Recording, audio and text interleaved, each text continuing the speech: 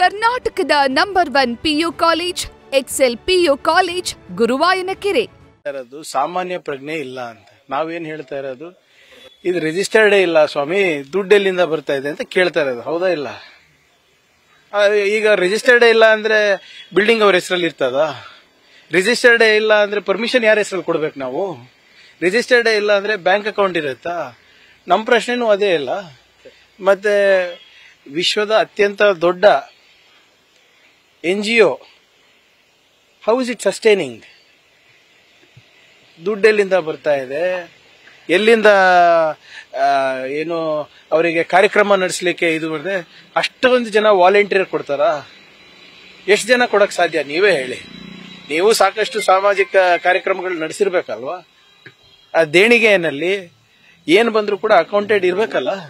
ನಾವು ಅದೇ ಕೇಳ್ತಾ ಇರೋದು, ಅವರು ಅದೇ ಹೇಳ್ತಾ ಇರೋದು. ಕೊಡ್ಲಿ. ಹಣಕಾಸಿನ ಬಗ್ಗೆ ಇವ್ರು ಮಾತಾಡ್ತಾರೆ, ಇವರ ಆಸ್ತಿಯ ಬಗ್ಗೆ ನಾವು ಕೇಳಿದ್ರೆ ಪ್ರಶ್ನೆಗೆ ಉತ್ತರನೇ ಇಲ್ಲ ಇವ್ರ ಹತ್ರ ಅಂತ ಅವ್ರು ಹೇಳ್ತಾರೆ. IT ಇದೆಯಲ್ಲ ಸ್ವಾಮಿ, IT ಪೇ ಅಲ್ವಾ? ಇನ್ಕಮ್ ಟ್ಯಾಕ್ಸ್ ನಾನು ಕಟ್ತೀನಲ್ಲ, ಅದ್ರಲ್ಲಿ ಏನಾದ್ರು ಹೆಚ್ಚು ಕಮ್ಮಿ ಇದ್ರೆ ಅವ್ರು ಕೇಳ್ತಾರಲ್ಲ ಪ್ರಶ್ನೆ. ಅವ್ರ ಸರ್ಕಾರನೇ ಇರೋದಲ್ಲ, ನಡೆಸ್ಲಿ.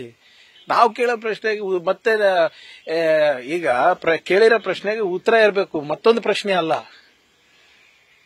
ಈಗ ನಾವು ಕೇಳ್ತಾ ಇರೋದು ಸಿಂಪಲ್ ಕ್ವಶನ್ಸ್, ಆನ್ಸರ್ ಮಾಡ್ಲಿ. ಅದು ಇದು ಬಿಟ್ಟು ಮತ್ತೆ ವೈಯಕ್ತಿಕವಾಗಿ ಮಾತಾಡಿದ್ರೆ, ನಾನು ಹೇಳ್ತಾ ಇಲ್ವಾ ಇವರಿಗೆ ಬೌದ್ಧಿಕ ದಿವಾಳಿ ಆಗಿದೆ.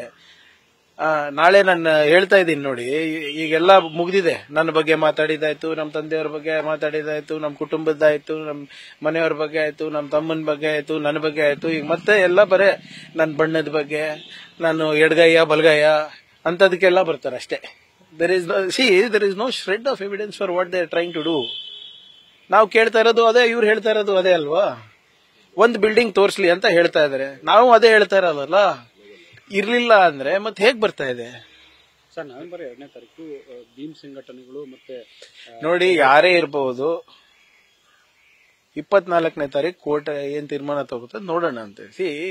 ಯಾರೇ ಇರಬಹುದು, ಪರ್ಮಿಷನ್ ತಗೊಂಡ್ ಮಾಡ್ಬೇಕಷ್ಟೇ. ಕಳೆದ 3 ದಿನದಿಂದ ಎಸ್ಕಾರ್ಟ್ ನ ಬಳಸ್ತಾ ಇರ್ಲಿ, ಇವತ್ತಿನ ಬಳಕೆ ಮಾಡ್ತಾ ಇದ್ದೀರಿ.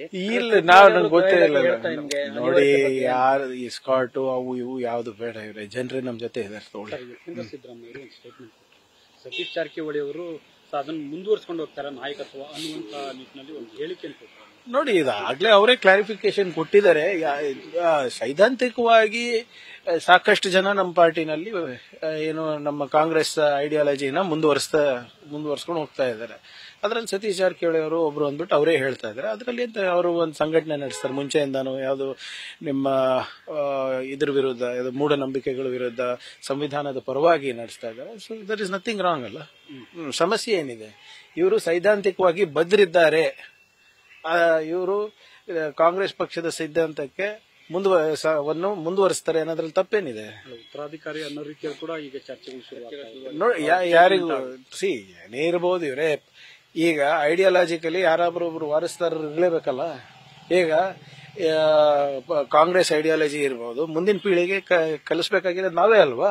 ಇವಾಗ ಯಾರು ಅಧಿಕಾರದಲ್ಲಿದ್ದಾರೆ, ಅದು ಸತೀಶ್ ಜಾರಕಿಹೊಳಿ ಅವರು ಇರ್ಬೋದು, ದಿನೇಶ್ ಅವರು ಇರ್ಬೋದು, ಬೈರೇಗೌಡರು ಇರ್ಬೋದು, ಯಾರೇ ಇರ್ಬೋದು, ಯಾರ್ಯಾರು ಪಕ್ಷದಲ್ಲಿ ಅಧಿಕಾರ ಅನುಭವಿಸಿದ್ದಾರೆ ಅವ್ರು ತಾನೇ ಐಡಿಯಾಲಜಿ ಮುಂದುವರಿಸಬೇಕು ಮುಂದಿನ ಪೀಳಿಗೆ. ಸತೀಶ್ ಜಾರಕಿಹೊಳಿ ಅವರು 2028 ನಾನು ಕ್ಲೈಮ್ ಮಾಡ್ಕೊಂತೀನಿ.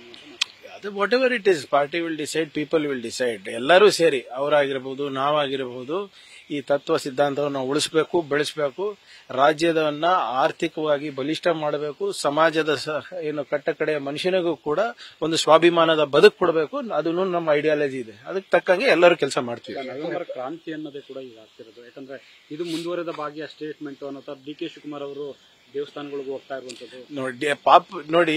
DK ಶಿವಕುಮಾರ್ ಸಾಹೇಬ್ರು ಮುಂಚೆಯಿಂದಾನು ಭಕ್ತರೇ ಇದ್ದಾರೆ. ಇವಾಗ ನೀವು ಹೆಚ್ಚು ಅವ್ರ ಮೇಲೆ ಫೋಕಸ್ ಮಾಡ್ತಾ ಇದ್ರೆ, ಆದ್ರೆ ಮುಂಚೆಯಿಂದಾನು ಕೂಡ ಅವರು ಏನು ಮಠಗಳಿಗೆ ಹೋಗೋದು, ದೇವಸ್ಥಾನಗಳಿಗೆ ಹೋಗೋದು ಬಹಳ ನಂಬ್ತಾ ಇದ್ರಲ್ಲ. ಇವಾಗಿಂದಲ್ಲ, ನಾನ್ ನೋಡ್ದಾಗಿಂದ ಅಂತೂ ಮಾಡ್ತಾನೆ ಇದಾರೆ. 3 ದಶಕದಿಂದ ನಾನು ನೋಡ್ತಾ ಇದ್ದೀನಿ. ಆದ್ರೆ ಇವಾಗ ನೀವು ಹೆಚ್ಚು ಫೋಕಸ್ ಮಾಡ್ತಾ ಇದ್ರಿ ಅಷ್ಟೇ. ನಮ್ಮ ಮನವಿ ಮೇರೆಗೆ ಕೇಸ್ ಹಿಂಪಡೆಯಲಾಗಿತ್ತು ಅಂದ್ರೆ ಕ್ಯಾಬಿನೆಟ್ ನಲ್ಲಿ 2010. ಅದಾಗ್ಲೇ ಹೇಳಿದೀನಿ. ಇವ್ರೆ ಅದು ಸಂಬಂಧಪಟ್ಟಂತೆ RSO ಅವ್ರು ಹೇಳ್ತಿದಾರೆ, ನಾವು ನ್ಯಾಯಾಲಯಕ್ಕೆ ಹೋಗ್ತೀವಿ ಅಂತ. ಹೋಗ್ಲಿ, ಯಾರು ಬೇಡ ಅಂದಿದಾರ್ರಿ? Who is stopping them? ಮೀಡಿಯಾನಲ್ಲಿ ಮಾತಾಡೋದಕ್ಕಿಂತ ಹೋಗಿ ನ್ಯಾಯಾಲಯಕ್ಕೆ ಹೋಗ್ಲಿ. ನ್ಯೂಸ್ ಫಸ್ಟ್, ನಿರ್ಭೀತಿಯಿಂದ ನಿಮ್ಮ ಪರವಾಗಿ.